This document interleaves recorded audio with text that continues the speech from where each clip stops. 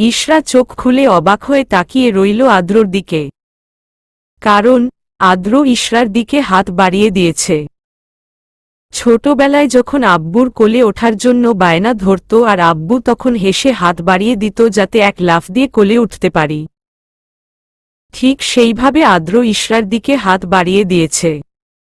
আদ্রর মুখে আছে বিশ্বজয়ের তৃপ্ত হাসি। ইশরা আজ আদ্রর মাঝে বাবার প্রতিচ্ছবি দেখতে পেল। প্রতিটি মেয়ে তার স্বামীর মাঝে বাবার প্রতিচ্ছবি খোঁজে। ইশারা ব্যতিক্রম হবে কিভাবে? ইশরা যে তার বাবার কাছে রাজকন্যা হয়েছিল। ইশরা 1 মিনিটেও অপেক্ষা না করে ঝাঁপিয়ে পড়ল আদ্রর বুকে। আদ্রর বুকে মুখ লুকিয়ে ফুপিয়ে ফুপিয়ে কাঁদতে লাগল। আদ্র ওর বুকে উষ্ণ ভেজা কিছু অনুভব করছে। ভালো করে খেয়াল করল ইশরা কাঁদছে। আদ্র ঘুমাতে দিয়েছি, কেঁদে সাগর বানাতে দেইনি। ইশরা লোকটা বড়ই অদ্ভুত। কখনো টর্চার করে, কখনো ঝাপটে ধরে অভিমান অভিযোগগুলো ভুলিয়ে দেয়। এই যে আমি তার কাছে আবদার করলাম, সে পূরণ করল, একবারের জন্য প্রশ্ন করল না কেন আজ আমি তার বুকে মাথা রেখে ঘুমাতে চাচ্ছি। মনে মনে, আদ্র বিকালে তোমার বুকে মাথা রেখে ঘুমিয়েছিলাম, তাই এখন আমার বুকে তুমি মাথা রেখে ঘুমাবে। ঋণ পরিশোধ করছে আমার বুক। কি কপাল আদ্র, তোর বউয়ের ঋণ পরিশোধ করতে হয়। ইশরা এই লোকটাকে যতবার ভালো ভেবেছিলাম ততবারই আমার ধারণা ভুল প্রমাণ করেছে। কি করে স্টুপিডের মতো ভাবলি যে আদ্র চৌধুরীর বুকে ঘুমাবি আর আদ্র চৌধুরী তোকে কিছু বলবে না? ঠিক ফোড়ন কাটবেই মনে মনে। ইশরা উঠে যাচ্ছে। আদ্র কি হলো, উঠে যাচ্ছ কেন? ইশরা করতে হবে না আপনাকে ঋণ পরিশোধ। ঘুমাবো না আমি আপনার বুকে, তাই উঠে যাচ্ছি। আদ্র অভিমান হয়েছে? ইশরা তাতে আপনার কি? আদ্র অভিমান কাদের সাথে করে জানো? ইশরা জানা লাগবে না আমার। আদ্র ঠিক আছে, জানতে হবে না তোমাকে। আদ্র ইশরাকে টেনে বুকের সাথে মিশিয়ে দিল। আদ্র এবার ঘুমাও। ইশরা হামি। আদ্র হুসস ঠোঁটে হাত রেখে নো মোর ওয়ার্ড। ইশরা আদ্রর বুকের হার্টবিটের শব্দ শুনতে পারছে। এত দ্রুত হার্টবিট করছে যা বলার বাইরে। ইশরা আপনার হার্ট এত বিট করছে কেন? আদ্র কোনো আনএক্সপেক্টেড কিছু যখন তোমার সাথে ঘটবে তখন হার্টবিট ফাস্ট হয়ে যাবে, যেটা তুমি কল্পনাও করতে পারবে না, কিন্তু তুমি সেটা পেয়ে গেছো খুব সহজেই। ইশরা আপনি কখন আনএক্সপেক্টেড কিছু পেলেন? আদ্র চোখ ছোট ছোট করে ইশরার দিকে তাকালো। ইশরা না মানে আপনি আর আমি একসাথেই ছিলাম তাই জানতে চাইছি, কখন আপনি আনএক্সপেক্টেড কিছু পেলেন? আদ্র ঘুমাও, আমার ঘুম পাচ্ছে। ইশরা প্লিজ বলুন না। আদ্র ঘুমাতে বললাম তো ঘুমাও। হালকা ধমকের সুরে। ইশরা ধমকাচ্ছেন কেন? ঘুমাচ্ছি তো। আদ্র মুচকি হেসে বলল। আদ্র আচ্ছা ঘুমাও। ইশরা আপনাকে না হাসলে অনেক সুন্দর লাগে, আপনি সব সময় হাসবেন। আদ্র অনেক হয়েছে, তুমি ঘুমাবা। ইশরা ইনোসেন্ট লুক নিয়ে। আদ্র যেদিন তোমার সাথে প্রথম দেখা হয়েছিল, তুমি ফাইলের ডকুমেন্টসগুলো কিছু হারিয়ে ফেলেছিলে আর বাকি ফাইলের কাজগুলো ভুল করেছিলে, তখনই আমি তোমার কেবিনে যাই। আমাকে দেখে কতই না কেঁদেছিলে যদি আমি তোমাকে বকা দেই। সেদিন বকা দেইনি, হেসে বলেছিলাম মাথা ঠান্ডা করে কাজ করো, তাড়াহুড়োর দরকার নেই, স্লো কাজ করবে, সময় বেশি লাগবে কিন্তু তার ফলশ্রুতিতে কাজের ভুল হবে না, ফলাফল স্বরূপ সাফল্য অর্জন করতে পারবে।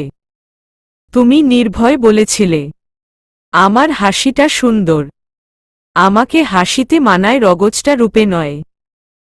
আমি তোমার ব্যবহার দেখে ভেবেছিলাম তোমার মতোই তোমার বোন ভালো হবে, সহজ সরল, যার মাঝে জটিলতা থাকবে না।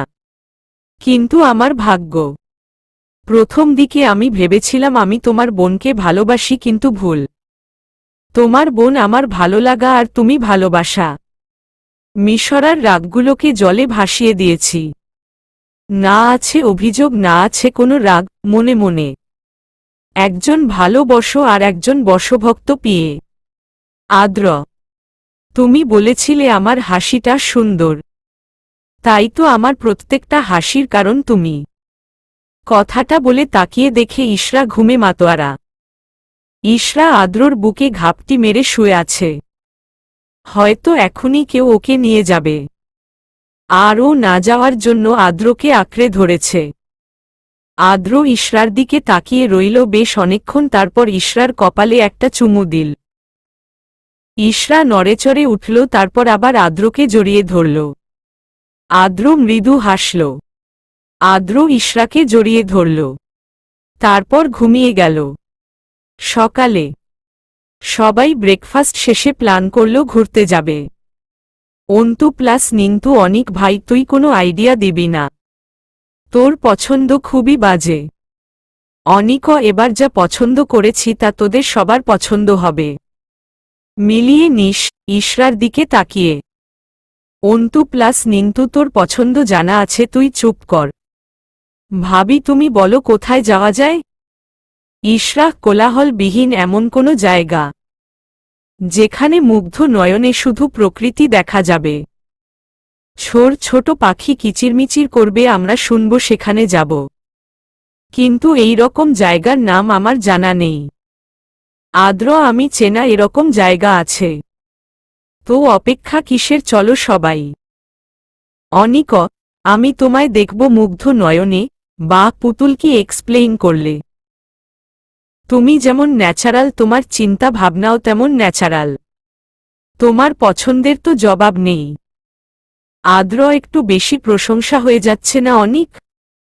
অনিক, আরে আমি নার্ভাস হয়ে। আদ্র, আরে নার্ভাস হচ্ছিস কেন? আমি এমনি বললাম। ইশরা, চলো রেডি হবে। আর তোরাও রেডি হ গিয়ে। অনিক, উফ, অনিক এখনই ধরা পড়ে যেতি।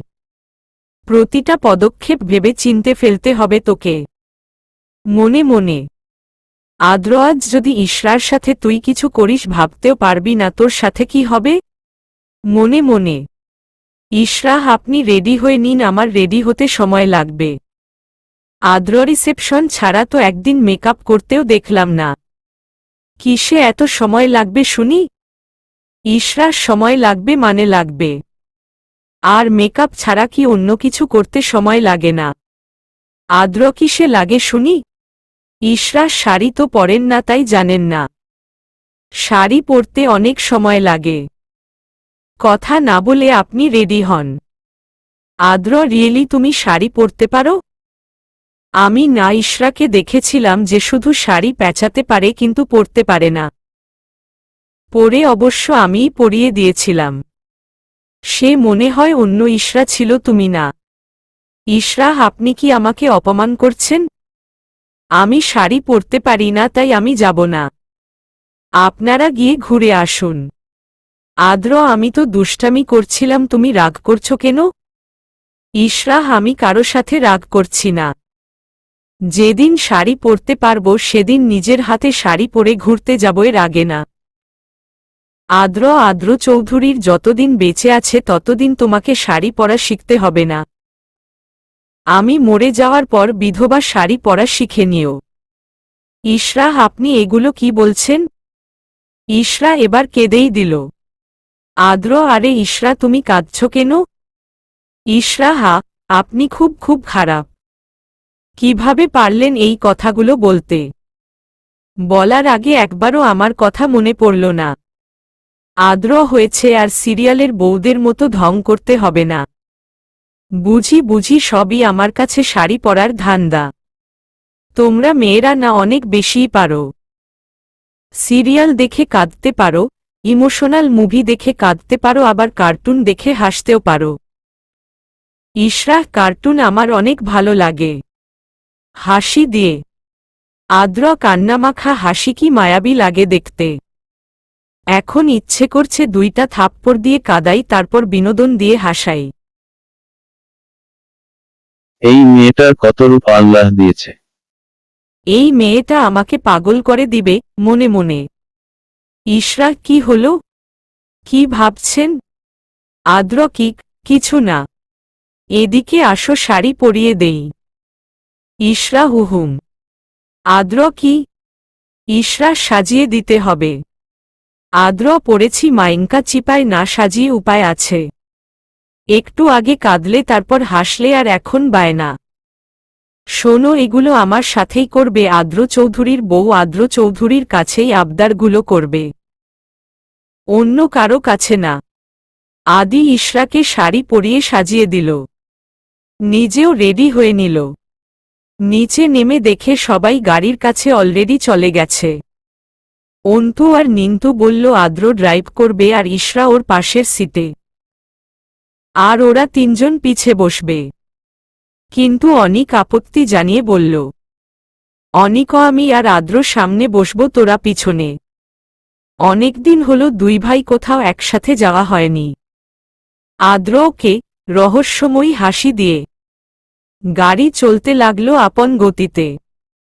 হঠাৎ করেই গাড়ি থামালো আদ্র। সবাই জিজ্ঞাসু দৃষ্টিতে তাকালো আদ্রর দিকে। আদ্র ইশারায় ইশরাকে দেখালো। ইশরা গাড়ি থেকে নেমে গেল। হাওয়াই মিঠাই সাথে বরফওয়ালা আইসক্রিম। ইশরা তো খুশিতে আটখানা। ওরা সবাই গাড়ি থেকে নেমে গেল। ইশরা হেলেদুলে হাওয়াই মিঠাই খাচ্ছে। আদ্র ইশরার দিকে তাকিয়ে ইশরার পাগলামো দেখছে। এর মাঝে অন্তু নিন্তু আদ্রকে ডাক দিল হাওয়াই মিঠাইওয়ালাকে টাকা দেয়ার জন্য। ফিরে এসে আদ্র ইশরাকে আর অনিককে দেখতে পেল না। আদ্র হন্যে হয়ে খুঁজতে লাগল। তারপর অনিক আর ইশরাকে একসাথে খুঁজে পেল। অনিক ইশরাকে যা বলল এটা শুনতে মোটেও প্রস্তুত ছিল না আদ্র। অনিক, পুতুল, তুমি এত হট কেন? ইশরা, ভুলে যাবেন না আমি আপনার ভাইয়ের স্ত্রী। সম্মান দিয়ে কথা বলুন। আমি আপনার গার্লফ্রেন্ড বা জাস্ট ফ্রেন্ড নই। এসব শব্দ তাদের বলতে পারলেও আমাকে না। অনিক ভাইয়ের স্ত্রী? হু, তাচ্ছিল্যের হাসি দিয়ে, এটা তো কোনো বিয়ে হলো যে তুমি আমার ভাইয়ের স্ত্রী হবা? আমি জানি তোমাকে আদ্র টাচ অবধি করেনি। এত সুন্দর একটা পুতুলের মতো মেয়ে আর শালা আদ্র এখন পর্যন্ত টাচ করল না। আমার মনে হচ্ছে ও কোনো পুরুষই না। চোখের সামনে মনমোহিত ফুল দেখেও ভ্রমর হয়ে মধু খেলনা। শালা পুরুষ নাকি? ইশরা, আমাকে সম্মান নাই বা দিলেন, নিজের বন্ধুসুলভ ভাইকে তো সম্মান করতে পারেন। তিনি তো আপনার মামাতো ভাই, কিন্তু তাকেও আপনি ছিটাফোটা সম্মানটুকু করলেন না। আপনার আর তার মাঝে আকাশ পাতাল পার্থক্য। অনিক, এই শুনো, পার্থক্য আমাদের আছে তা আমি জানি। আমি শারীরিকভাবে সক্ষম হলেও আদ্র অক্ষম। তুমি এটা স্বীকার করো। উপোস তুমি করবে কি করে তুমি তো জানোই না। হয়ে যাক আমাদের এক রাতের ফুলসজ্জা। 1 মিনিট তুমি যদি চাও তবে আদ্রকে বলে আমার সাথে রাত কাটাতে পারো।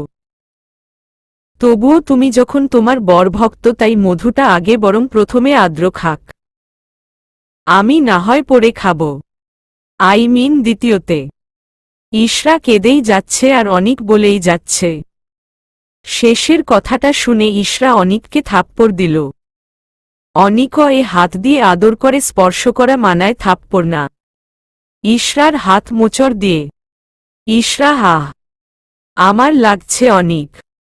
অনিক, লাগার জন্যই ধরছি। একটু শিক্ষা দিচ্ছি পুতুল, যাতে আর কোনো দিন তুমি অনিকের গায়ে হাত তোলার দুঃসাহস না দেখাও। দূর থেকে সবই শুনেছে আদ্র। আদ্র এমনিতেই ইশরার হাতের সমস্যা আছে, তার ওপর অনিক ওর হাত ধরার দুঃসাহস দেখিয়েছে। আজ তোকে আমার আরেক রূপের সম্মুখীন হতে হবে। মনে মনে অনিকের সামনে গিয়ে আদ্র বলল, আদ্র, কিরে, এখানে কি করছিস তোরা? অনিক, পুতুলকে বোঝাচ্ছিলাম। আদ্র, কি বোঝাচ্ছিস তুই? অনিক, এই রে, এটা কি বলে ফেললাম। আমি কখন থেকে দেখছি পুতুল শুধু হাওয়াই মিঠাই খাচ্ছে। বরফওয়ালা আইসক্রিম খাবে কখন সেটাই জিজ্ঞাসা করতে এলাম। আদ্র চোখগুলো ছোট ছোট করে অনিকের দিকে তাকালো। অনিক, আমি সত্যি বলছি। তুই এমন করে তাকাচ্ছিস কেন? তোর কি আমার কথা বিশ্বাস হচ্ছে না? আদ্র, কত সুন্দরভাবে মিথ্যা কথাগুলো গুছিয়ে বলছিস। আমি এত কাছে থেকেও কখনো তোর ভেতরের লুকিয়ে থাকা পশুটাকে দেখতে পাইনি। দীর্ঘশ্বাস ফেলে রিল্যাক্স। হাইপার হচ্ছিস না কেন? আমি তোকে অবিশ্বাস করব কেন? তুই তো শুধু কথাই বলছিলি। It's okay. অনিক মাথা মোটা একটা, মনে মনে। আদ্র, ইট মারলে পাটকেল খেতে হয় মেরা ভাই, মনে মনে। আদ্র, তুই যা, আমি আর ইশরা আসছি। অনিক চলে গেল। আদ্র, ইশরা। আর কিছু বলার আগেই আমি ইশরা কাঁদতে কাঁদতে বসে পড়ল। আদ্র, ডোন্ট ক্রাই ইশরা। কিছু হয়নি, আমি আছি তো। আমি থাকতে তোমার কিছু হবে না। ইশরা, কতদিন আপনি থাকবেন? আপনি জানেন আজ আমার সাথে কি ঘটে গেছে? আদ্র কিছু বলল না, কারণ ও জানতে দিতে চায় না যে ও অনিকের বলা প্রত্যেকটি কথা শুনেছে। আদ্র সবাইকে নিয়ে বাসায় আসতে চাইল। অন্তু আর নিন্তু কারণ জানতে চাইল কেন তারা না ঘুরে বাসায় চলে যাবে।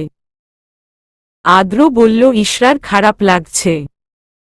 ইশরার খারাপ লাগছে শুনে ওরা বাসায় ফিরে যেতে চাইলেও ওদের মুখ দেখে বোঝা যাচ্ছে না ঘুরে ফিরে যাওয়ার জন্য ওদের মন খারাপ। আদ্র অনিককে ড্রাইভ করতে বলল আর ওর পাশে অন্তু বসল। আর ওরা পিছনে বসে। ইশরা আদ্রর কাঁধে মাথা রেখে চোখ বন্ধ করে রাখে। ওর চোখ দিয়ে নোনা জল গড়িয়ে পড়ল। ইশরার চোখে পানি দেখে অন্তু ঘাবড়ে গেল। অন্তুষ, ভাবি তোমার অনেক খারাপ লাগছে? নিন্তু, আই থিঙ্ক ভাবিকে বাসায় না নিয়ে গিয়ে ডাক্তারের কাছে নিয়ে যাওয়া উচিত। অন্তু, ইয়া, শি ইজ রাইট। ওদের কথা শুনে অনিক হাসল।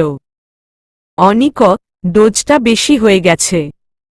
সামলাতে একটু সময় লাগবেই। অনিকের হাসি সবার চোখ এড়ালেও আদ্রর চোখ এড়াল না। আদ্র বাসায় গেলেই ঠিক হয়ে যাবে। অন্তু প্লাস নিন্তু, আর ইউ শিওর? আদ্র, ইয়া। গাড়িতে কেউ কোনো কথা বলল না। ফুপ্পিদের বাসার সামনে গাড়ি থামল।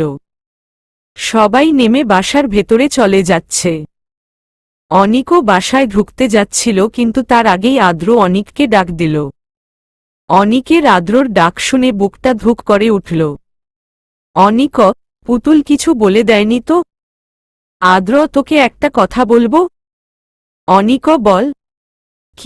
কি বলবি? আরে সময় কেন নষ্ট করছিস? আদ্র, আর ইউ ওকে অনিক? এত প্রশ্ন করছিস কেন? অনিক উফফ হেয়ালি না করে বলতো। আমার হেয়ালি মোটেও ভালো লাগে না।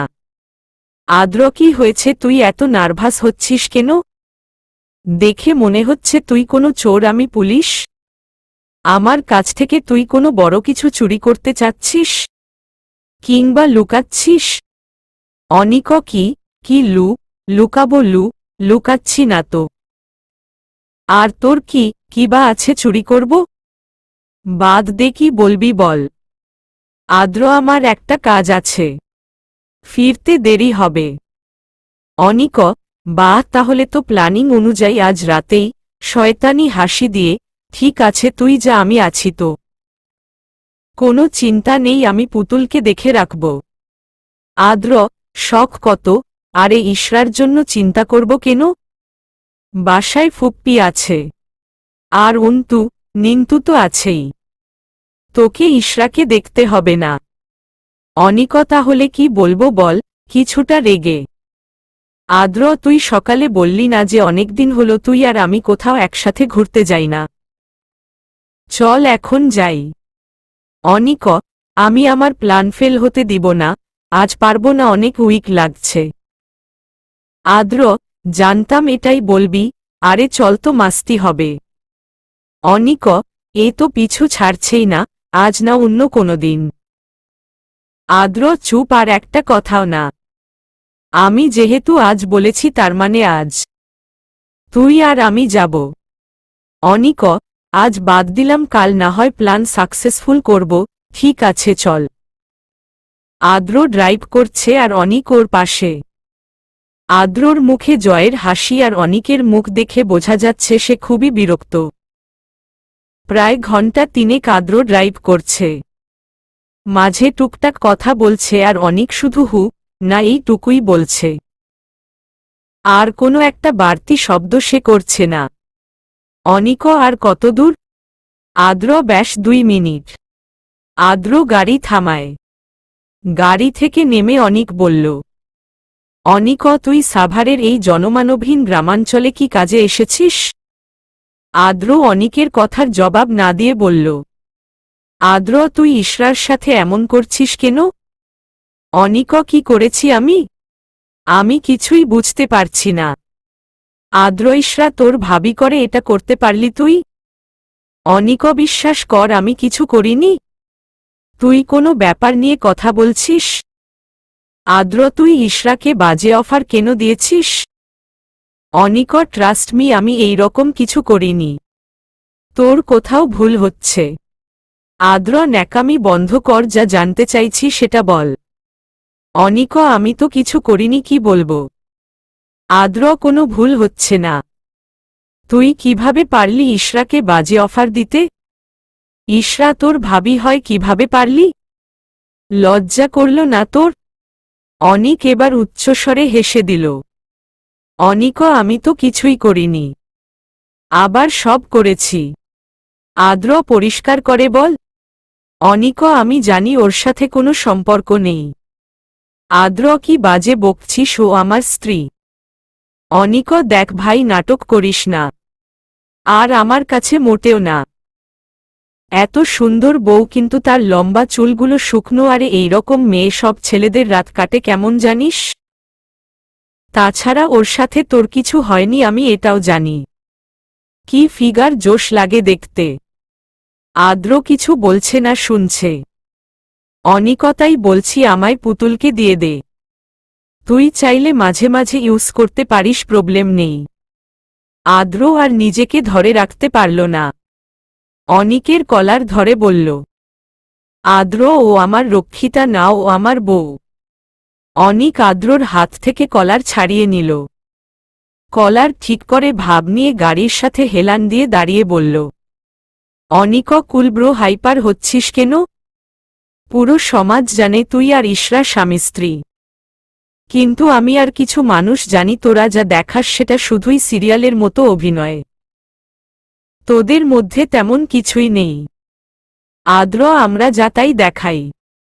শুধু তোদের বোঝার ভুল। তোকে আরেকটা সুযোগ দিলাম, তুই ইশরাকে নিয়ে বাজে কথা বন্ধ কর, বাজে দিকে ইঙ্গিত করা বন্ধ কর। ভাবি হয় তোর, ওকে তেমনটাই সম্মান দে যেটা ওর প্রাপ্য। অনিক, আমি একটা কথা বলি তোকে, মনোযোগ দিয়ে শুনবি। ভাই গেলে ভাই পাওয়া যায় না, কিন্তু বউ গেলে হাজারটা বউ পাওয়া যায়। তুই আর আমি ইশরাকে ইউজ করে তারপর তুই ডিভোর্স দিয়ে দিস। তোর আর আমার ঝামেলা থাকবে না, আর ইশরাও থাকবে না। আদ্র এত রাগ উঠছে বলার বাইরে। চোখ দুটো লাল বর্ণ ধারণ করেছে। অনিক একটু থেমে আবার বলতে শুরু করল, অনিক, অফারটা ভালো লাগেনি। তুই যদি এই অফারটাতে সম্মতি না দিতে চাস তবে এক রাত তো আমার হতেই পারে। আদ্র অনিককে এক টান দিয়ে সোজা করল। তারপর সজোরে থাপ্পড় মারল। অনিক ছিটকে গাড়ির পাশে পড়ল। আদ্র, বলেছিলাম বউ হয় আমার, রক্ষিতা নয়। সুযোগ দিয়েছিলাম, কিন্তু তুই সুযোগে সদ্ব্যবহার করতে পারলি না। আদ্র চৌধুরী মুখ বুজে থাকে বলে এটা নয় যে সে রাগতে ভুলে গেছে কিংবা প্রতিবাদ করতে ভুলে গেছে। আদ্র অনিকের বুকে লাথি মারে। আদ্র, আমি চাইনি তোর অবস্থা রাফসানের মতো হোক, কারণ তুই আমার ভাই। কিন্তু তোর শরীরেও যে রাফসানের মতো পশুদের রক্ত বহন করছে তার তো একটা ব্যবস্থা করতেই হবে। পশুরা যে ভুলেই যায় তাদের মা বোন আছে। তুই নিজেই তো একটা পশু। তোর মা বোনের সামনে থাকাকালীন কিভাবে পারলি অন্যের বোনের দিকে হাত বাড়াতে, এক বাবার রাজকন্যার দিকে হাত বাড়াতে, এক স্বামীর বউয়ের দিকে হাত বাড়াতে? তোদের মতো পশুদের জন্য বোনের বয়সী তো দূরে থাক, মায়ের বয়সী মহিলারও রাস্তা দিয়ে একা যেতে ভয় পায়। আর কথায় কথায় বলিস ৮০ টাকার ফিতা, তোদের ছি আমার বলতেও ঘৃণা করছে। আরে এই দেশের বাচ্চাগুলা কি ক্ষতি করেছিল? ওরা তো তোদের ভাষায় বলা ৮০ টাকার ফিতা পরত না। তবুও এই পশুদের লালসার শিকার হচ্ছে। কথাগুলো বলছে আর অনিককে মারছে। আদ্র, সমস্যা কি জানিস? সমস্যা হলো তোদের মনের, তোদের চোখের। ৫০ টাকা কিংবা ৮০ টাকার ফিতা তোদের উত্তেজনার কারণ হয় না। এটা তোরা মুখেই বলিস। সারাদিনরাত বাজে ভিডিও দেখবি।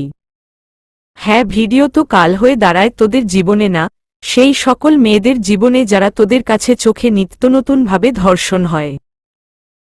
তোদের কাছে তাদের মূল্যবান ইজ্জত হারাচ্ছে।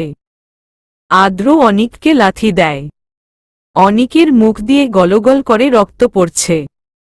আদ্র দৃষ্টিভঙ্গি বদলা। নিজের বোনের নজরে সব মেয়েদের দেখ। আরে আল্লাহ তোদের জন্য জীবনসঙ্গী ঠিক করে রেখেছেন। আজ হোক বা কাল জীবনসঙ্গী সঠিক সময় পেয়ে যাবি। কি দরকার অন্য মেয়েদের নিয়ে এইসব করার? আদ্র এখনো মেরাই যাচ্ছে। আর মারিস না, মরে যাবে ও। আদ্র নীলের কথা শুনে থেমে গেল। কারণ অনিকের এখন আর কোনো রেসপন্স নেই। নীল কিভাবে আসলো? আদ্র এখানে আসার আগে নীলকে ফোন করে সব জানিয়ে এসেছিল। নীল একমাত্র ব্যক্তি যে আদ্রকে সব সময় সাপোর্ট করে। নীল যখন শুনল ইশরার সাথে অনিক কি করতে যাচ্ছে, শোনা মাত্রই সব কাজ ফেলে চলে এসেছে। নীল ভাই, আমার জন্য তো একটু অপেক্ষা করতে পারতি। আদ্র মারার কোনো ইচ্ছা ছিল না, সুযোগ দিয়েছি বারবার, কিন্তু ওর এক কথা, ইশরাকে ওর চাই সারা জীবনের জন্য, না হয় এক রাতের জন্য। শালা পশু একটা। আরেকটা অনিককে লাথি দিয়ে। নীল, একটা সত্যি কথা বলবি? আদ্র, তোর কাছে মিথ্যে কিছু বলেছি? নীল, বলিসনি। তবে আদ্র ভনিতা না করে কি বলবি বল? নীল, তুই কি রাফসানের কথা শুনে ইশরার সাথে এটা করছিস নাকি ভালোবেসে? আদ্র, মিথ্যে তোকে বলবো না। তোকে মিথ্যা কথা বলা মানেই নিজেকে মিথ্যা বলা। সেই দিন রাফসান যখন বলেছিল যে আমি কখনো কারো স্বামী হতে পারবো না, কখনো কারো মন বুঝতে পারবো না, তখন আমি বলেছিলাম আমি ভালো স্বামী হয়ে দেখিয়ে দিব। নীল, এইসব জানা বাকিটা বল। আদ্র, ভালো স্বামী আজ হোক বা কাল আমি হবি। ওর ভালো লাগা মন্দ লাগা এইসব ও কিছু কারো সাথে শেয়ার করে না। আমি ভেবেছিলাম ওর সাথে খারাপ আচরণ করেছি, তাই আমাকে কিছু বলে না, হয়তো আম্মু বা আদ্রতাকে কিছু বলে, কিন্তু আমি ভুল। ও খুব চাপা স্বভাবের, কাউকে কিছু বলে না। নীল, ভালোবাসিস কিনা সেটা বল। আদ্র, বাসি না, ইশরাকে ভালোবাসি না। ভালোবাসার মানুষটার ছোট খাটো সবকিছু জানে আর আমি শূন্য। জানিস নীল, আমি যখন ওর সাথে থাকি আমার ওর সাথে ঝগড়া করতে ইচ্ছা করে। ও চুপচাপ থাকলে আমার ভালো লাগে না। ইচ্ছা করে সারাদিন ওর কণ্ঠধ্বনি শুনি, কিন্তু আগ বাড়িয়ে কখনো কথা বলবে না। ইচ্ছে করে সারাদিন পাশে বসিয়ে রেখে দেখি, কিন্তু আমার সামনে থাকলে ও ভয় পায় যদি আগের মতো কিছু করি। তবে একটা মজার কথা কি জানিস, ও এনিকে হিংসা করে। এনি মেয়েটাকে দু চোখেও দেখতে পারে না। লম্বা হাসির রেখা মুখে টেনে। নীল, বলছিস ভালোবাসিস না, কিন্তু শালা তুই তো ইশরার প্রেমে হাবুডুবু খাচ্ছিস। তুই যেই লুতুপুতু ভিলেনগিরি দেখাইছিস তাই ইশরা তোকে ভয় পায়। আদ্র, জানি না। আজ হোক বা কাল ভালো আমি ইশরাকে বাসবি। হয়তো এখন একটু সংকোচ বোধ করি, যখন ওকে ভালোবাসব তখন এই সংকোচটুকু থাকবে না। ইশরার কথা বাদ দে, ওর কথা শুরু হলে শেষ করতে ইচ্ছে করে না। রাফসানের খবর কি? নীল, আগের মতোই। আদ্র, শালা ১ মাসের আগে বেড থেকে উঠতে পারবে না। নীল, যা কেলানি কেলাইছিস তুই, ১ মাস তো লাগবেই। আদ্র, এটাকেও রাফসানের সাথে রাখবি। নীল, অনিকের বাসায় কি বলবি? আদ্র রহস্যময়ভাবে একটা হাসি দিল। আদ্র রাফসানের 1 মাস লাগলেও ওর মাত্র 1012 দিন লাগবে। তুই এইটাকে নিয়ে যা।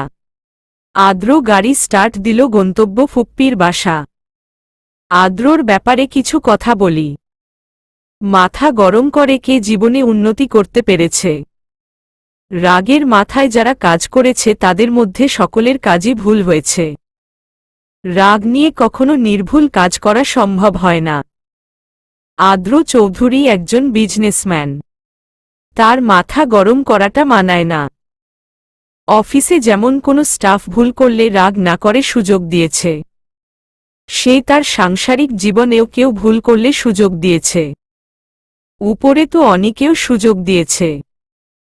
আদ্র চৌধুরী সেদিন রাফসানকে মেরেছিল তা অপ্রকাশিত ছিল, কারণ সে চায়নি তার পরিবার এটা জানুক।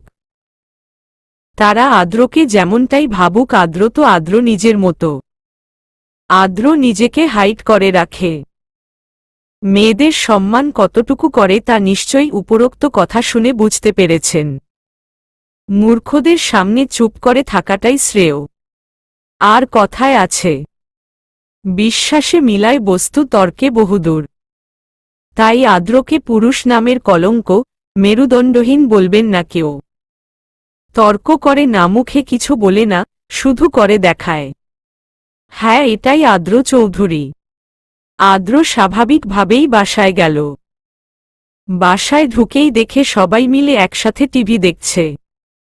ফুপ্পি, আরে আদ্র, চলে এসেছি। শনিক কোথায়? আদ্র, আর বলো না, তোমার ছেলেটাও না। ফুপ্পি কি করেছে?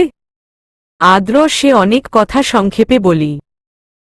আমার সাথে মাঝপথে যেতেই ওর কোনো বন্ধু ফোন দিয়ে কি যেন বলল, তারপর গাড়ি থামিয়ে আমাকে বলল যে ওর বন্ধুরা মিলে কোথায় যেন ট্যুরে যাবে, নাম বলেনি।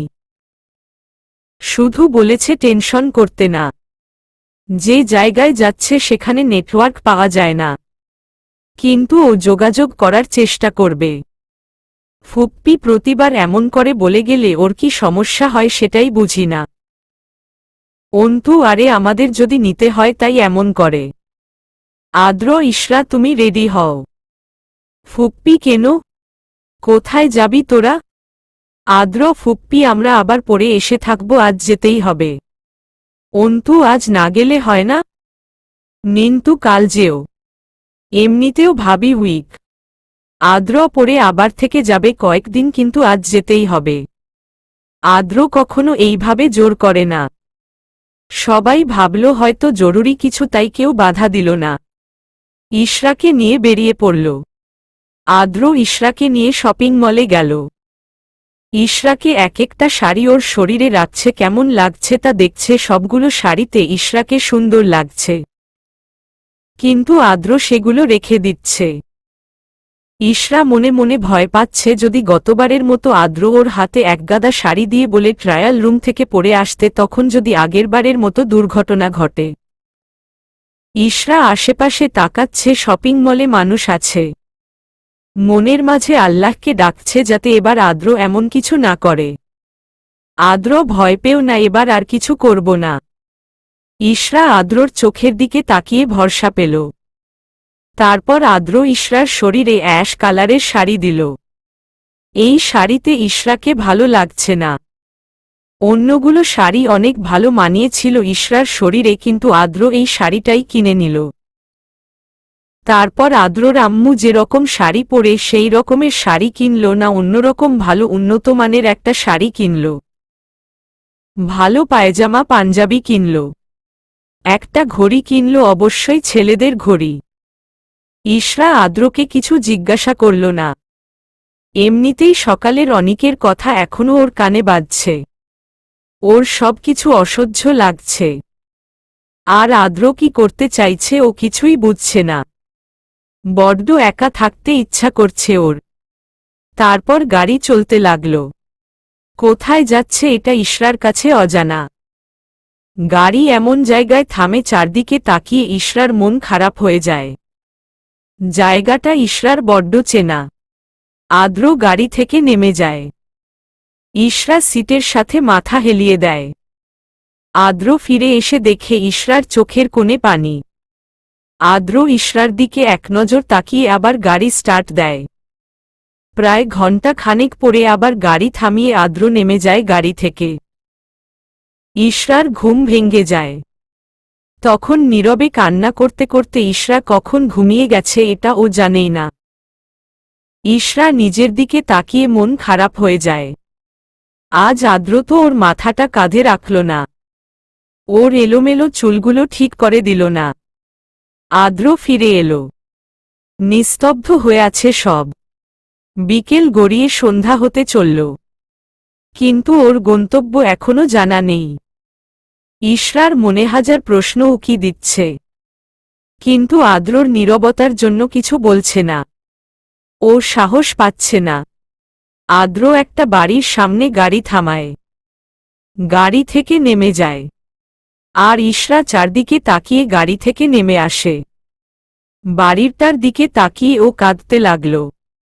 ইশরা হুট করে আদ্রকে জড়িয়ে ধরে বলল, ইশরা, আপনি আমাকে এখানে নিয়ে আসবেন আমি ভাবতেই পারিনি। Thank you. আদ্র ভাবাভাবি শেষ হলে ভেতরে যাওয়া যাক। তারপর ওরা বাসায় ঢুকল।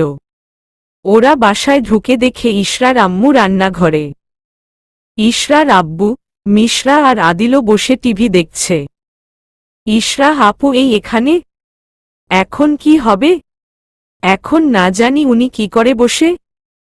ওনার যা রাগ আল্লাহ তুমি দেখো। মনে মনে ইশরা ওর পরিবার দেখে যতটা খুশি হয়েছে তার চেয়ে বেশি আদ্রকে নিয়ে ভয় পাচ্ছে। কারণ আদ্র যদি নিজের রাগ কন্ট্রোল করতে না পেরে কিছু একটা করে, তখন কি হবে? ইশরা দেখে মিশরা বলল, মিশরা। ইশরা অবাক হয়ে। মিশরা আদ্রকে ইশরার পাশে দেখে ভূত দেখার মতো চমকে গেল। আদ্র ঠিক ততটাই চমকে গেল আদিলকে দেখে। সবাইকে আরেক দফা চমকে দিয়ে আদিলও আদ্রকে জড়িয়ে ধরল। আদ্র, আদিলও এখানে? ও এখানে কি করছে? আদিল, কেমন আছিস ব্রাদার? অনেকদিন পর তোর সাথে দেখা হলো। আদ্র, এই তো আছি, গম্ভীর হয়ে। ইশরা, ভাইয়া তোমরা এখানে? অবাক হয়ে, কখন এলে? আদিল, কিছুক্ষণ আগেই এসেছি শালিকা, হাসি দিয়ে। আদ্র এবার কনফার্ম হলো আদিলের সাথেই মিশরার বিয়ে হয়েছে। আদিলই হচ্ছে সে যার জন্য আদ্রকে রিজেক্ট করেছিল মিশরা। ইশরার আম্মুও রান্নাঘর থেকে ড্রয়িং রুমে এসে দেখে ইশরা আর আদ্র এসেছে। ইশরার আম্মু, ওমা, আজ সবার আমাদের কথা মনে হলো। এমনিতে তো আসিস না, আমাদের সারপ্রাইজ দিতে সবাই প্ল্যান করে এসেছিস নিশ্চয়ই।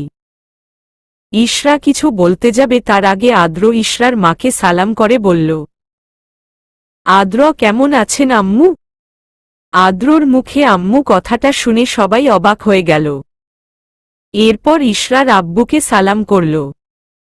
ইশরার আব্বু, বেঁচে থাকো বাবা। আদ্র, আদিলও আমার সাথে একটু আয়ত। আদিলও আদ্রর সাথে বাইরে চলে গেল। মিশরা একটু ভয় ভয় ইশরার দিকে তাকাল। ইশরা মাথা নিচু করে ফেলল। মিশরা, আদ্র ভাইয়া কি আদিলকে বিয়ের ব্যাপারে কিছু বলবে নাকি অন্য কিছু? মনে মনে। কিছুক্ষণ পর আদ্র আর আদিলও হাতে করে কতগুলো ব্যাগ নিয়ে এলো। আদ্র একে একে তার কেনা শপিংগুলো দিতে লাগল। অবাক চোখে তাকিয়ে আছে ইশরা। তার পরিবারের জন্য আদ্র এত কিছু নিয়ে এসেছে। মিশরা ভাবতেই পারছে না এত তাড়াতাড়ি আদ্র ইশরাকে মেনে নিয়েছে। মিশরার জন্য আদ্র শপিং করে এনেছে। প্রশ্নগুলো মনের মাঝে উকি দিলেও খুব ভালো লাগছে আদ্র ওর বোনের সাথে মানিয়ে নিতে পেরেছে। ইশরার আম্মু, এগুলা আনার কি দরকার ছিল? মিশরা ভালোবেসে দুলাভাই এনেছে। আর তুমি জানো না আপনদের প্রয়োজনে অপ্রয়োজনে গিফট দিতেই পারে, তাই না দুলাভাই? আদ্র, ঠিক বলেছ শালিকা। ইশরার আম্মু, সাদ্র তুমিও মিশরার মতো শুরু করেছ? মিশরা, ও তোর দুলাভাই কিভাবে হয় শুনি? মিশরা, দুলাভাই কি এমনি এমনি বলেছি? তোমার মেয়ের দিকে তাকাও, চেহারার কি হাল হয়েছে। নাকমুখে ক্লান্তির ছাপ। শুধু কি তাই, মুখে বিষণ্ণতার ছাপ স্পষ্ট। দেখতে বয়স্ক মহিলাদের মতো লাগছে। ইশরার আম্মু জার্নি করে এসেছে তাই এমন দেখাচ্ছে। তাই বলে তুই দুলাভাই বলবি? মিশরা ওকে দেখতে বড় বোন লাগছে। বড় বোনের স্বামীকে তো দুলাভাই বলবো তাই না? ইশরার আম্মু তবে রে। মিশরার কান ধরে। মিশরা আম্মু লাগছে তো। ইশরার আব্বু ইশরা মা আদ্রকে নিয়ে তোর রুমে যা। তোকে বড্ড ক্লান্ত দেখাচ্ছে, ফ্রেশ হয়ে একটু রেস্ট নিস। ইশরার আব্বু আম্মু অনেক খুশি হয়েছে যে আদ্রর সাথে ইশরা সুখে আছে। প্রতিটা বাবা মা চায় তার সন্তান সুখে থাকুক। ইশরার বাবা মাও ব্যতিক্রম নয়। তারা আল্লাহর কাছে শুকরিয়া আদায় করলেন। আদ্র আর আদিলও তাদের মেয়েদের সুখে রেখেছে। প্রশান্তির হাসি দিয়ে তারা চলে গেলেন। ইশরা আদ্রকে ওর রুমে যাওয়ার জন্য ডাকে, কিন্তু আদ্র আদিলের সাথে কথা বলছিল। ইশরার প্রত্যুত্তরে বলেছিল পড়ে যাবে। ইশরা আর কিছু না বলে চলে গেল। মিশরা আদ্র ভাইয়া তোমাদের মাঝে সব ঠিক আছে? আদ্র মিশরা দেখো আমি জানি তুমি আমার ওপর রেগে আছো, কিন্তু পরিস্থিতিটা এমন ছিল তোমাকে বলার সুযোগ পাইনি। তুমি আমার ওপরের রাগ ইশরাকে দেখিও না। ও খুব চাপা স্বভাবের। তুমি যদি ওকে মেরে ফেল তাহলেও মুখ ফুটে কিছু বলবে না। আদ্র মাথা নিচু করে ফেলল। ও যে মিশরার রাগ ইশরাকে দেখিয়ে ফেলেছে। ইশরার ওপর অমায়িকভাবে অত্যাচার করেছে। নিজেকে বড্ড অপরাধী ভাবতে লাগল। কোনো মুখে সে মিশরার কথার জবাব দিবে। আদিল মিশরা আদ্রি কি সে যার সাথে তোমার বিয়ে ঠিক হয়েছিল? মিশরা হুম। আদিল আদ্র ইশরা খুব ভালো মেয়ে। তুই কখনো ওকে কষ্ট দিস না। পজিটিভ মাইন্ডের মেয়ে। আমার সাথে কথা বলতে 3 মাস সময় লেগেছিল। ইশরা জানত না আমি মিশরার বফ। কি জানিস ওর ফর্মালিটি ভালো লাগে না, তাই চুপচাপ থাকে। আদ্র অনেক কষ্ট দিয়েছি। আই প্রমিজ আর কষ্ট দিব না। মনে মনে। মিশরা আদ্র তোমাকে তো বলাই হয়নি। আমরা পরশু হানিমুনে যাচ্ছি। আদ্র বাহ, কোথায় যাবা? আদিল মিশরা তুমিও না। শুধু শুধু কেন মিথ্যা কথা বলছো? না রে আমরা হানিমুনে যাচ্ছি না। মিশরা আমি কোনো মিথ্যা কথা বলছি না। আদ্র শোনো আমরা কানাডা যাব। প্রথমে তো আমরা ঘুরব ফিরব, কত রোমাঞ্চকর মোমেন্ট হবে। আদিল ভাই ওর কথা বাদ দিয়ে আমরা কানাডা শিফট করব। আব্বু আম্মু অলরেডি চলে গেছে। আমি মহারানী ভিক্টোরিয়ার জন্য যেতে পারিনি। বুঝলি আদ্র মিশরা যেমন বাচাল আর চঞ্চল, ইশরা তার বিপরীত। এই জন্যই ইশরাকে আমার বেশি ভালো লাগে। মিশরা ইশরাকে তো ভালো লাগে, ভালো তো তুমি আমাকেই বাসো তাই না? ভ্রু কুচকে। আদিল বাসি তো এমন করে তাকানো কি আছে? মিশরা শোনো আদ্র হানিমুন করে নাও। আমি তো ডিসিশন নিয়েছি শুনবে? আদ্র বলো।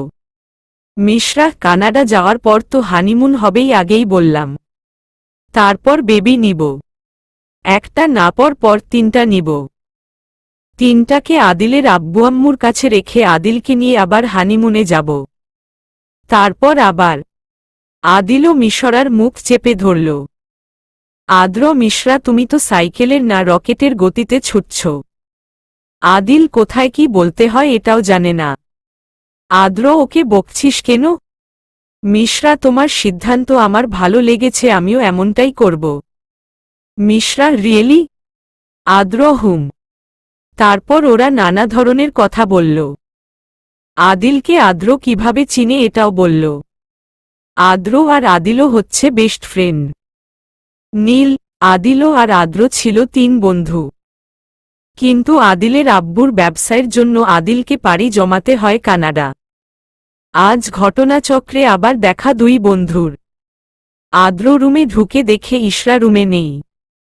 বাড়িটা একবার চোখ বুলিয়ে ইশরাকে ওর আব্বু আম্মুর রুমে পাওয়া গেল। ইশরা ওর আব্বু আম্মুর মাঝে চোখ বন্ধ করে শুয়ে আছে।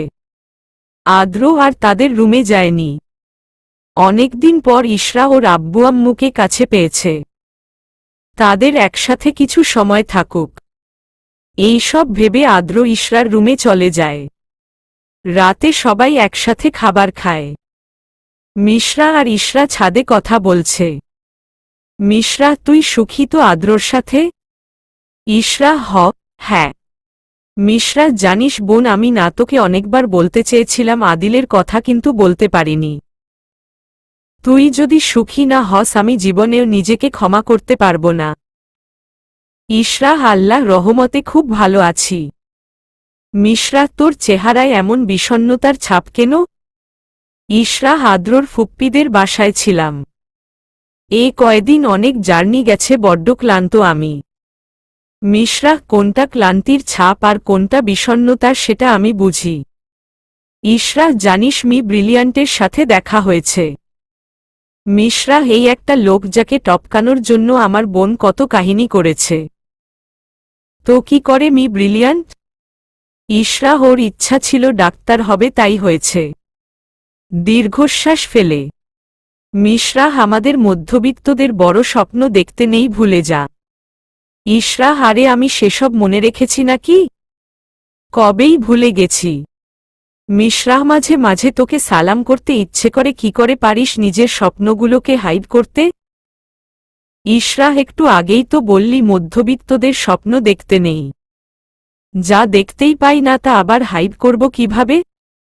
মিশরা, যদি আমি তোর মতো হতে পারতাম। ইশরা, না হয়েই ভালোই হয়েছে। আমার মতো হলে আদিলও ভাইয়াকে পেতি না। মিশরা, আদ্র খুব ভালো মানুষ। দেখবি তোকে খুব ভালোবাসবে আর তোকে সবচাইতে সুখে রাখবে। ইশরা, ভালোবাসা? সেটা কি? আমার জীবনে ভালোবাসা বলতে কিছু নেই, যা আছে সব চাহিদা। যেখানে আমি নিজেই সুখ নিয়ে ভাবি না সেখানে সেই বা কি ভাববে? মনে মনে। মিশরা, আদ্র বলেছে খুব শীঘ্রই বেবি নিবে। ইশরা, বেবি নিবে মানে? কথাটা শেষ করতে না করতেই আদ্র আসে, হাতে 3টা কফির মগ। আদ্রকে দেখে মিশরা বলল, মিশরা, কি আদ্র ভাইয়া বেবি নিবা প্ল্যানিং শেষ? আর ইশরা তো এমন ভাব ধরছে কিছুই জানে না। আদ্র, আরে সব জানে, তুমি বড় বোন তো তাই লজ্জা বলতে পাচ্ছে। মিশরা, সিরিয়াসলি তুই আমাকে লজ্জা পাচ্ছিস? চিল ইয়ার, এগুলা ব্যাপার না। আমি যাই, তোরা কথা বল। আদ্র, কফিটা? মিশরা, আদিলের সাথে খাব। আদ্রর হাত থেকে কফির মগটা নিয়ে চলে যায়। ইশরা আদ্রর দিকে রাগী চোখে তাকিয়ে আছে। ইশরা, আপুকে আপনি কি উল্টাপাল্টা বলেছেন?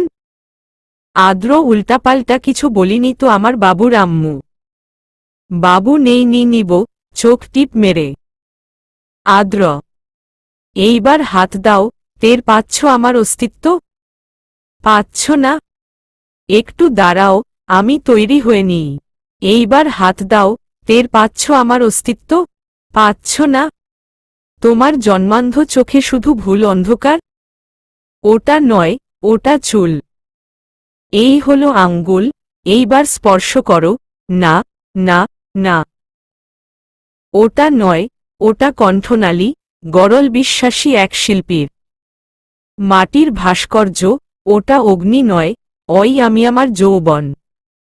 সুখের সামান্য নিচে কেটে ফেলা যন্ত্রণার কোবন্ধ প্রেমিক। ওখানে কি খোঁজ তুমি? ওটা কিছু নয়, ওটা দুঃখ।